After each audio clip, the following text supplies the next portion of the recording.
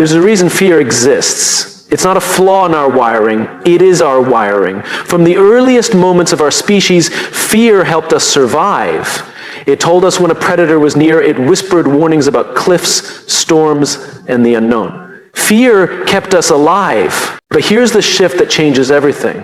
What was once a survival mechanism has now become a prison. We're no longer running from lions or hiding from the weather. Today we're afraid of not fitting in. We're afraid of being judged. We're afraid to fail, to try, to speak, to stand out. Fear has gone from keeping us alive to keeping us small. And yet we walk around with the belief that fear is the enemy. That if we could just get rid of it, we'd finally live freely. But that's not quite right. Fear isn't the enemy. Avoiding fear is. When we avoid fear, we delay growth. When we avoid fear, we give it power. Think of the things in your life that you've put off. The conversation you know you need to have. The dream you keep pushing to tomorrow. The decision you've been circling for years. Behind each of those is a version of fear. Fear of change, fear of failure, fear of not being good enough. But none of those fears have the power to stop you unless you let them. It's the avoidance, the running, that makes fear grow. And here's something deeper. We fear what we don't understand. Ambiguity is fear's breeding ground. The less we know, the more space fear has to fill the gaps with worst-case scenario. That's why clarity is such a powerful antidote. When we clarify our values, our purpose, our next steps, fear begins to fade. It may not disappear, but it loses its grip. Clarity doesn't eliminate the challenge, but it gives you something stronger to hold on to. It replaces fear with intention. I once worked with a leader who struggled with public speaking. He's brilliant, sharp mind, empathetic, creative. But the moment he stepped onto a stage, his voice would shake, his knees would buckle. He hated that fear ruled him in those moments. But instead of working through it, he avoided presentations altogether. He delegated speeches. He stayed behind the scenes. He convinced himself it wasn't his role. But here's the truth. It was his role. People needed to hear from him. His team looked to him for direction. And by avoiding the fear, he avoided the impact he could have made. So it started small, 1-minute talks, then 5, then 10. He leaned into the discomfort. He didn't eliminate fear, he faced it. And in doing so, something changed. The fear didn't vanish, but it shrank. What once felt paralyzing became manageable. It no longer led him, he led through it. That's the lesson. You don't wait for fear to go away to act. You act and fear begins to go away. We have this illusion that bravery means fearlessness. It doesn't. Courage is acting despite fear. It's walking into the unknown, knowing it might not go perfectly, and still choosing to go because growth demands it. Growth doesn't come in comfort. It comes in the stretch, in the strain, in the unfamiliar. Fear often shows up at the exact border between who you are and who you could become. That's the moment you choose. Now, you might think that sounds great, but I'm not built like that. I've always been afraid. I've never been confident. But let me ask you this, how many of your fears are yours and how many were handed to you? How many fears were passed down from parents, teachers, society, who told you to stay safe, to not risk too much, to be realistic, to not aim too high? We inherit fear like old furniture, passed from generation to generation, collecting dust and never questioned. But you don't have to keep what doesn't serve you. You can return that furniture. You can redesign the room. And here's something else we forget. You don't have to do this alone. Eliminating fear isn't a solo mission. Some of the bravest people I've ever met didn't fight their fears by themselves. They did it with people around them who believed in them when they didn't believe in themselves. That's what support looks like. It's not about someone dragging you across the finish line. It's someone sitting next to you saying, "You've got this. And if you fall, I'll still be here." Connection reduces fear. When we isolate, fear multiplies. When we connect, it shrinks. That's why leadership isn't about barking orders or projecting invincibility. It's about creating spaces where people feel safe enough to try, to speak, to fail, to grow. It's about building trust that turns fear into fuel. There will always be fear. The goal isn't to eliminate it from existence. The goal is to no longer be ruled by it, to feel fear and move forward anyway. To shift from asking, what if it all goes wrong, to what if this is exactly what I need? So today, I challenge you to do something small that scares you. A conversation you've been avoiding, a risk you've been putting off, a dream that keeps nagging you because it knows you were meant for more. Start small, but start. Because every time you choose to face fear, you shrink its power.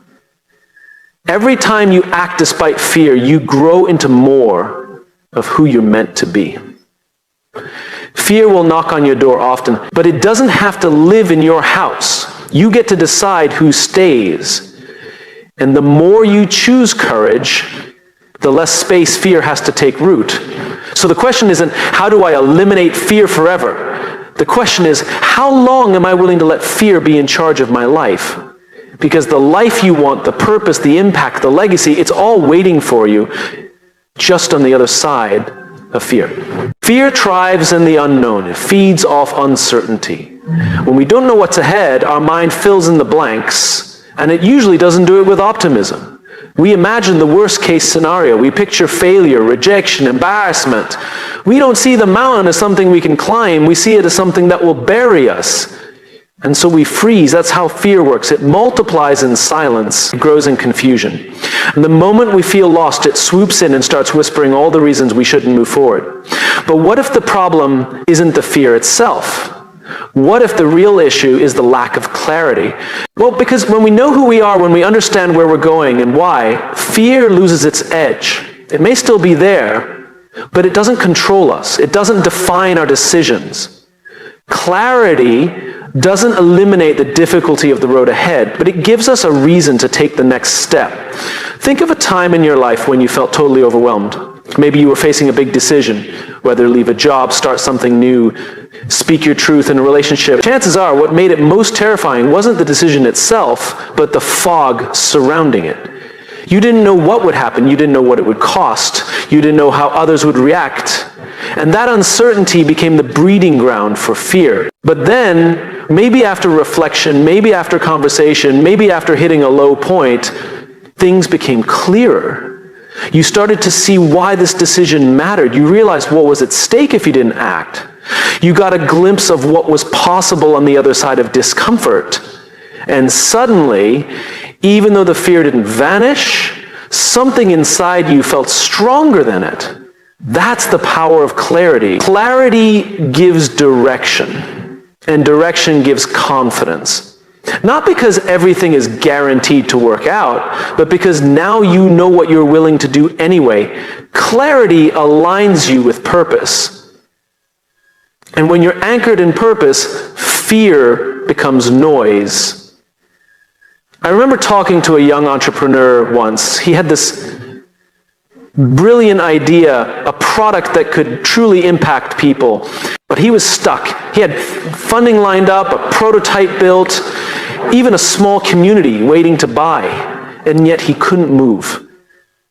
Every day he found new reasons to delay, more research to do, more competitors to study, more planning. Eventually I asked him, what are you really afraid of? And he said, I'm afraid I'm not ready. I'm afraid people think I'm a fraud. So I asked a different question. Why did you start this in the first place? He paused, then told me about his younger sister, how she struggled with the exact problem this product was built to solve, how he watched her lose confidence, how he wished something like this had existed back then. In that moment, I saw something shift in him. He wasn't just building a business anymore. He was fighting for someone he cared about. He had clarity. And when you have clarity, fear doesn't disappear, but it becomes smaller than your mission. We're not afraid of action, we're afraid of taking the wrong action. And the best way to move past that fear is to pause and get clear. What do you value? What are you willing to stand for? What kind of life are you trying to build? These questions don't have to be answered overnight, but the more you sit with them, the more power you reclaim. Because clarity doesn't mean knowing every step. It means knowing why you're stepping at all. We often assume we need confidence to act, but it's the opposite. We act, and then we gain confidence. And we act with much more courage when we're clear. When we understand what matters most, we stop chasing approval. We stop playing small just to fit in. Clarity makes you resilient. It becomes your inner compass. And when you're clear on who you are and where you're headed, you can walk through fear, not around it. It's no surprise that some of the most courageous people you meet aren't the loudest, the boldest. They're the most clear. They know their values. They know their principles. They know what matters more than fear. And so they show up again and again, even when it's hard, even when they stumble, even when others don't understand them, because clarity gives them something fear can't take away. Direction. There's a quiet power in that. It's not about eliminating fear by force. It's about shining enough light on your path that fear no longer blocks it. It's about realizing that fear often fills the silence and clarity gives you something to say back.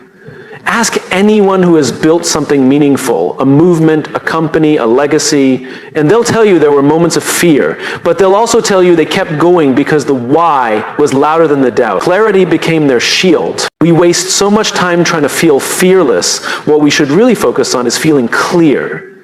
Because when your vision is focused, your energy is directed, and when your energy is directed, you stop spinning, you start building, creating, leading. Living. If you're facing fear right now, don't just ask, how do I get rid of this feeling? Ask, what don't I understand yet? What am I still unclear about?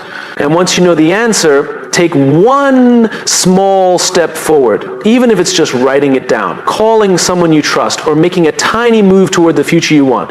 That's how clarity grows. Through action. The world needs more people who are clear, not just confident. Because clarity leads to courage, and courage, not fearlessness, is what builds a life that matters. So, the next time fear speaks up, pause, go quiet, get clear, and let that clarity speak louder than the fear. Because clarity isn't just a tool, it's the beginning of freedom. Fear is a strange thing. It feels huge when we think about it, yet strangely small once we confront it. That's the paradox. It's rarely the fear itself that holds us back, it's the avoidance of it. Fear left unchallenged grows in our minds. It exaggerates, distorts, and takes control. But the moment we face it, the illusion starts to fall apart. Most people think you need to wait until you're no longer afraid before you take action, that one day you'll wake up with enough confidence, enough strength, enough certainty to make the leap. But that day rarely comes. Because fear doesn't go away by waiting, it shrinks when we face it. And only then. There's a story I'll never forget. A friend of mine had dreamed of running a marathon for over a decade. He trained in spurts, read all the right books, bought the shoes, followed the plans. But every time the race at Clark approached, he'd find a reason to delay. An injury, a busy work schedule, not the right time. In reality, he was afraid. Not of running, but of failing, of not finishing, of looking weak. And so he stayed in the loop of preparation, always getting ready, never actually starting. Then one day something changed. His daughter, 6 years old at the time, asked him, "Dad, when are you going to run your race?" Not if, but when. And in her mind, it was a given. She believed in him without hesitation. That question hit him. He realized he was trying to be fearless instead of being courageous. So he signed up the next day. He ran it. It wasn't perfect. He didn't break any records. But he finished, and when he crossed the line, he cried, not because of the pain or the distance, but because he realized the fear that haunted him for years was never as powerful as he had made it out to be. He just needed to face it. This is what fear does. It builds up in the waiting. We build whole narratives around why we can't do something, but when we finally show up, take that first step, make that first move, something shifts. We realize we're not as fragile as we thought. We're not as alone as we feared. And we're far more capable than we imagine. Courage is not the absence of fear. It's the willingness to act in spite of it. Every act of courage is born from the presence of fear. Otherwise, it wouldn't be courage. And the thing is, courage doesn't show up in giant leaps. It's not always heroic or loud. Most of the time, it's quiet. It's a decision made in silence. It's picking up the phone. It's showing up to the meeting. It's saying what you really feel. It's choosing to try again after failing once before. The only way to get stronger is to do the thing that scares you, even just a little. Think about it like going to the gym. You don't build muscle by reading fitness blogs or watching other people lift weights. You build it by showing up, doing the reps, feeling the strain, and doing it again tomorrow. That's how emotional strength works too. Every time you face fear, you grow. Every time you lean into discomfort, you gain power. Not power over others, power over your own doubt. I often meet people who say, I want to start this project, but I'm not ready. And my response is almost always the same. No one is ever ready. If you wait until you feel ready, you'll never start. Readiness is not a feeling, it's a decision. You decide to begin while still afraid. And in the process of beginning, you become ready. You become the kind of person who can. That's what people misunderstand. Confidence doesn't come first, it comes after. It's earned by walking through the storm and realizing it didn't destroy you. Confidence is the residue of courageous acts. And the same applies in leadership. Great leaders aren't the ones who avoid fear or pretend it doesn't exist. They're the ones who model what it looks like to walk through fear with purpose. They're willing to make hard decisions, to say hard things, to admit when they're unsure but still show up for others. That kind of leadership inspires trust, not because it's perfect, but because it's real. And it's not just in big moments. Every day gives us a chance to shrink fear by facing it. Maybe it's asking for help. Maybe it's telling someone how much they mean to you. Maybe it's applying for a job you think you're not qualified for. Maybe it's being honest with yourself for the first time in years. Whatever it is, when you do the thing you fear, you strip it of its power. And the beautiful part, it creates a ripple.